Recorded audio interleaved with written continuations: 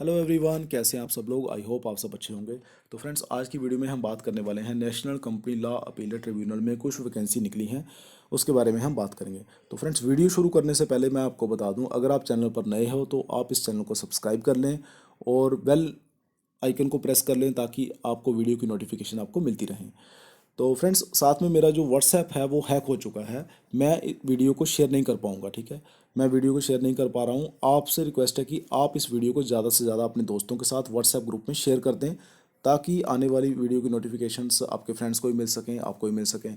और फ्रेंड्स, अगर आपको इसकी पीडीएफ चाहिए तो पीडीएफ मैं जो है टेलीग्राम चैनल पे डाल दूंगा, ठीक है। टेलीग्राम चैनल का लिंक जो है मैं डिस्क्रिप्शन में पिन कर दूंगा। आप उसको प्रेस करके आप टेलीग्राम चैनल को ज्वाइन कर सकते हैं। वहाँ पर मैं इसकी पीडीएफ डाल दूंगा। तो चलिए वीडियो स्टार्ट करते हैं।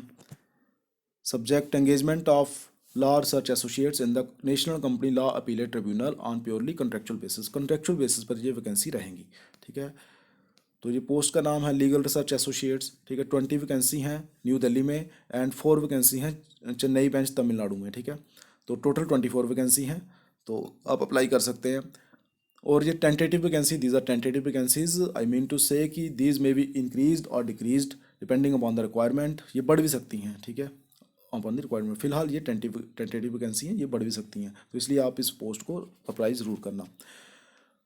तो पीरियड ऑफ अपॉइंटमेंट जो रहेगा फ्रेंड्स, इनिशियली आपका 1 ईयर का रहेगा, ठीक है। 1 साल के लिए आपका पीरियड ऑफ अपॉइंटमेंट रहेगा। उसके बाद डिपेंडिंग अपॉन योर परफॉर्मेंस, आपकी परफॉर्मेंस के बेस पर अगर मेंबर जो है रिकमेंड करते हैं आपकी एंगेजमेंट को कि इसको एक्सटेंड किया जाए तो वो कर देंगे, ठीक है। तो इनिशियली 1 साल के लिए अपॉइंट होंगे आप, उसके बाद 1 साल के लिए और एक्सटेंशन मिल सकती है, उसके बाद 1 साल के लिए और मिल सकती है। तो टोटल आप जो है, देखो, इनके no case can not be extended beyond a period of 3 years, ठीक है। 3 साल से ज़्यादा आपको एक्सटेंशन नहीं मिल सकती। आपको 3 साल के लिए मतलब अपॉइंट कर सकते हैं जी, ठीक है।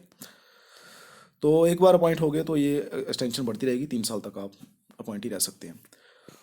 और उसके बाद the assignment of LRA may be discontinued even before the completion of 1 year, ठीक है, बाय गिविंग 2 वीक्स नोटिस। अगर आपकी परफॉर्मेंस अच्छी नहीं रहती है तो आपको 2 हफ्ते पहले नोटिस देके आपको अलविदा कह सकते हैं जी, ठीक है। और the contractual assignment shall not confer upon the LRA any right और क्लेम फॉर रेगुलर अपॉइंटमेंट। तो जैसे मैंने आपको बताया कि ये कंट्रेक्चुअल वैकेंसी है, आपका कोई राइट नहीं बनेगा कि आप कल को बोलें कि भाई मेरे को इसमें रेगुलर अपॉइंट करो, ठीक है। तो these are purely contractual vacancies. Age and nationality की बात करूँ तो 30 ईयर्स की एज होनी चाहिए आपको। अगर आप 30 साल से ऊपर हैं तो आप इस पोस्ट को अप्लाई नहीं कर सकते। 30 साल से कम आप अप्लाई कर सकते हैं, ठीक है। और candidate must be a citizen of India. Eligibility criteria, अगर आपने 3 ईयर या 5 ईयर लॉ किया हुआ है और अगर आपके 50% मिनिमम मार्क्स हैं एग्रीगेट, 50% मार्क्स एग्रीगेट हैं तो आप अप्लाई कर सकते हैं। 50% से कम आप अप्लाई नहीं कर सकते। और आपकी डिग्री जो है रिकॉग्नाइज्ड होनी चाहिए by bar council of India. आप एनरोल्ड एज एन एडवोकेट होने चाहिए, ठीक है। ये चीज़ें रिक्वायरमेंट है, ये आप देख लेना। वीडियो को पास करके आप आराम से पढ़ भी सकते हैं। बाकी मैं इसका PDF भी अपने टेलीग्राम चैनल पे अपलोड कर दूंगा। आप टेलीग्राम चैनल को जरूर ज्वाइन कर लेना। And candidates who have passed his or her examination within the duration of their course are alone eligible to apply। Means अगर आपने 3 साल का लॉ किया है तो आपकी डिग्री 3 साल में ही पूरी होनी चाहिए। अगर आप उसको 4 साल में पूरी कर रहे हैं, आपके बैकलॉग्स हैं, तो आप इसको अप्लाई नहीं कर पाएंगे। अगर 5 ईयर है तो आपकी 5 ईयर में ही डिग्री पूरी होनी चाहिए। अगर आपने 5 साल की डिग्री को 6 साल लगाए हैं, 7 साल लगाए हैं, तो आप अप्लाई नहीं कर पाएंगे, ठीक है। और उसके बाद जो है candidate who have attend his or her law degree or LLM not earlier than 2 years as on the date of advertisement or any other date specified in the advertisement or only eligible to apply for the assignment as LRA। Means to say कि अगर आप 2 साल इस advertisement के publish होने से पहले आपने 2 साल तक 2 साल के अंदर अंदर आपने लॉ किया हुआ है, LLM की हुई है, तो आप एलिजिबल हैं अप्लाई करने के लिए। मींस फ्रेशर्स के लिए जो पोस्ट हैं, अगर आपका लॉ 2 साल से पुराना है, आपने 3 साल से या 4 साल से लॉ किया हुआ, तो आप इसके लिए अप्लाई नहीं कर सकते, ठीक है। मतलब फ्रेशर होने चाहिए, आपने डिग्री 2 साल पहले की होनी चाहिए, ठीक है। जैसे अभी 2024 है तो आपने 2022 तक जो है डिग्री, आप आज फेब मंथ से काउंट कर लें, बैक 2022 तक चले जाएं, ठीक है। तो वो 2 साल आप काउंट कर सकते हैं, तो आप इसमें अप्लाई कर सकते हैं। तो आगे देख लेते हैं candidate studying in the 5th year of the 5 year integrated law course और the 3rd year of the 3 year law course after graduation in any stream will also be eligible to apply subject to furnishing proof of acquiring law qualification before taking up the assignment as LRA. Mean to say कि अगर आप 5th year में हैं तो आप तब भी इसको, या 3 ईयर में हैं आप तब भी इसको, फाइनल ईयर में है तो तब भी अप्लाई कर सकते हैं, ठीक है। लेकिन आपको ज्वाइनिंग से पहले पहले आपको अपना प्रूफ देना पड़ेगा, डिग्री देनी पड़ेगी, ठीक है। चाहे प्रोविजनली दे दें लेकिन आपको देनी पड़ेगी, ठीक है, ज्वाइनिंग से पहले पहले।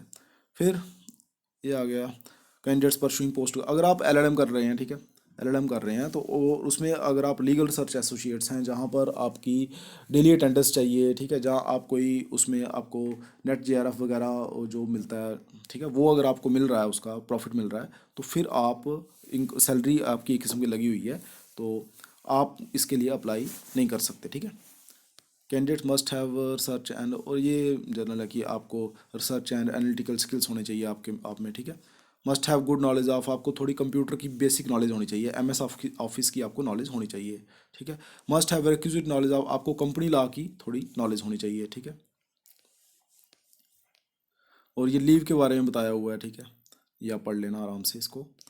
ड्यूटी आवर्स कितने रहेंगे, ठीक है। हाँ, ड्यूटी आवर्स में आपकी फुल टाइम जॉब रहेगी, ठीक है, आपको ऑफिस भी अटेंड करना है, और मेंबर जिसके साथ आप एंगेज होंगे, अगर आपको वो आपको रेजिडेंशियल ऑफिस में इनवाइट करता है कि वहाँ पर आपको आके काम करना है तो आपको वहाँ भी जाना पड़ेगा, ठीक है। और इवन ऑन गेस्टेड या लोकल हॉलीडेज पे भी आपको बुला सकते हैं अगर काम हुआ तो। जनरली नहीं बुलाते हैं, लेकिन अगर आपका काम हुआ तो वो आपको बुला सकते हैं, ठीक है, काम के लिए। अच्छा, सैलरी आपकी जो रहेगी ये फ्रेंड्स 60,000 सैलरी रहेगी आपकी पर मंथ, ठीक है। तो अच्छी सैलरी है ये फ्रेशर्स के लिए, तो 60,000 सैलरी रहेगी, तो आप इसको ज़रूर फॉर्म को फिलअप करना, ठीक है। एंड नो अदर अलाउंस और पर्क शैल बी एडमिसिबल, ठीक है। 60,000 आपकी नेट सैलरी रहेगी, इसके अलावा कुछ एक्स्ट्रा अलाउंस वगैरह वो आपको कुछ भी नहीं मिलेगा, ठीक है। बट 60,000 सैलरी इज सफिशिएंट, ठीक है। उसके बाद बार टू प्रैक्टिस और टेकिंग अप एम्प्लॉयमेंट, आप उस दौरान आप कोई और जॉब नहीं कर सकते, आप अपनी प्रैक्टिस नहीं कर सकते, ठीक है, ये बताया हुआ है। Sorry, duties and responsibility and other conditions of assignment as LRA। ये आपकी ड्यूटीज़ क्या रहेंगी ये पूरी आपको इसमें बताया गया है। आप इसकी पूरी जो रिसर्च एसोसिएट्स की क्या रहती है वो आप इस साइट पे विजिट करके http://nclat.nic.in पर आप उसकी पूरी डिटेल जानकारी आप ले सकते हैं, ठीक है। Candidates who have applied for the who apply for the above post will not be allowed to withdraw their application subsequently। अगर आपने इसके लिए अप्लाई कर लिया तो उसके बाद आपको एप्लीकेशन विड्रॉ करने का टाइम नहीं दिया जाएगा, ठीक है। आपने अप्लाई कर दिया तो कर लिया, उसके बाद विड्रॉ नहीं कर सकते, ठीक है, एप्लीकेशन को। फिर डॉक्यूमेंट्स रिक्वायर्ड, ये आपको डॉक्यूमेंट्स जो है एनेक्चर ए में दिए गए होंगे। Self attested photo copies of the documents, ठीक है, वो आप पढ़ लेना एनेक्चर ए में। और जितने भी आपके डॉक्यूमेंट्स हो सब सेल्फ अटेस्टेड होंगे, गेस्टेड नहीं होंगे। आपको सेल्फ अटेस्ट करके आप सबमिट करा सकते हैं। इसमें आपकी एज प्रूफ होगी, ठीक है, एज प्रूफ का सर्टिफिकेट जो 10th की मार्कशीट वगैरह लगाते हैं वो लगा देना आप, ठीक है। हाँ, the persons engaged on contractual basis shall have no right whatsoever to claim regular employment in the NCLAT against the post to which they have been selected, ठीक है। The appointment on the contractual basis will be full time basis as they shall not be permitted to take up any other assignment during the period of। तो जैसा मैंने बताया कि आपको अगर आपने इसको ज्वाइन कर लिया तो उसके बाद आप कोई और जॉब जो है साथ में नहीं कर सकते, ठीक है। और आप क्लेम भी नहीं कर सकते कि हमें अब हम एम्प्लॉय हो गए हैं NCLAT के और हमें रेगुलर अपॉइंट किया जाए, वो आप साफ लिखा हुआ कि आप क्लेम नहीं कर सकते बाद में। टोटली कंट्रेक्चुअल बेसिस पे आपको लगाया जाएगा इनिशियली 1 ईयर के लिए, which may be extended up to 3 years. फिर आएगा डिक्लेरेशन और अंडरटेकिंग, ये आपको डिक्लेरेशन देनी है, ठीक है, वो एनेक्चर B में दिया हुआ है। National company law appellate tribunal reserves the right not to fill up any all the above post, ठीक है, उसके पास राइट है, वो फिल कर सकती है पोस्ट को या नहीं कर सकती है, वो national company law appellate tribunal के पास पूरा राइट है, ठीक है। The application the prescribe format, और ये format annexure A complete in all the respects may be send to registrar general. हाँ, इस एड्रेस पे आपको registrar national company law appellate tribunal 3rd floor Mahanagar Doorsanchar Sadan MTNL building 9 CGO complex Lodhi road New Delhi 110003। यहाँ पर आपको अपनी एप्लीकेशन सेंड करनी है। इट मीन्स कि आपको ऑनलाइन का प्रोविज़न नहीं है, आपको ऑनलाइन फॉर्म नहीं भरना, आपको ऑफलाइन फॉर्म भर के इस एड्रेस पे आपको सेंड करना है।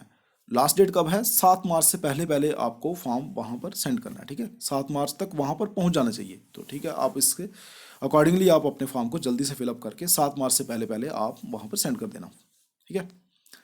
और उसके बाद अगर उसके बाद आपका इनकम्प्लीट फॉर्म होगा तो या लेट पहुँचता तो वो liable to be rejected, form reject हो जाएगा, ठीक है। And the vacancy circular along with scheme of engagement of large such associates in the NCLT and NCLT Annexure A and Annexure B can be downloaded। यहाँ से आप इसको form को download भी कर सकते हैं, बट डाउनलोड करने की आपको ज़रूरत नहीं है क्योंकि मैं आपको ये नोटिफिकेशन टेलीग्राम चैनल पे डाल दूंगा, वहाँ से आप इसको डाउनलोड कर सकते हैं, ठीक है। टेलीग्राम चैनल फ्रेंड्स जरूर ज्वाइन कर लेना। तो ये रहा Annexure A, ठीक है। इस तरह का आपका फॉर्मेट रहेगा फॉर्म का, फोटोग्राफ लगानी है आपको, पासपोर्ट साइज, ये आप पढ़ लेना आराम से।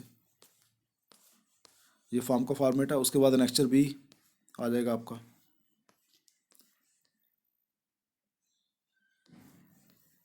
या पास कर पढ़ लेना, ठीक है।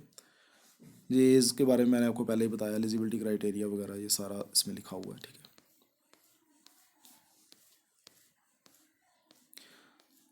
तो सॉरी, तो फ्रेंड्स ये था Annexure A, ठीक है। तो Annexure B में भी थोड़ा वो है, अंडरटेकिंग वगैरह है, वो आप पढ़ लेना। ये आ गया अंडरटेकिंग, Annexure B में अंडरटेकिंग है, ये आपको देनी है, ठीक है। नीचे आपके सिग्नेचर होंगे, ठीक है, सिग्नेचर नेम। इस तरह से आप फॉर्म अपना फिल करके ऑफलाइन मोड में आप इसको सबमिट कर देना, लेकिन 7 मार्च से पहले पहले आपका फॉर्म वहाँ पर पहुँच जाना चाहिए। लास्ट 7 मार्च तक आपका फॉर्म पहुँच जाना चाहिए, तभी वो एक्सेप्टेड होगा। तो चलिए फ्रेंड्स, आज की वीडियो में इतना ही। तो इस तरह अपना प्यार बनाए रखिए और thank you for watching my videos and like my videos. आपने मेरी वीडियो को लाइक भी करते हैं, मुझे अच्छा लगता है, मुझे मोटिवेशन मिलती है कि मैं और भी वीडियो आपके लिए बनाऊँ। तो थैंक यू वेरी मच। तो मिलते हैं फिर नेक्स्ट वीडियो में। Thank you very much.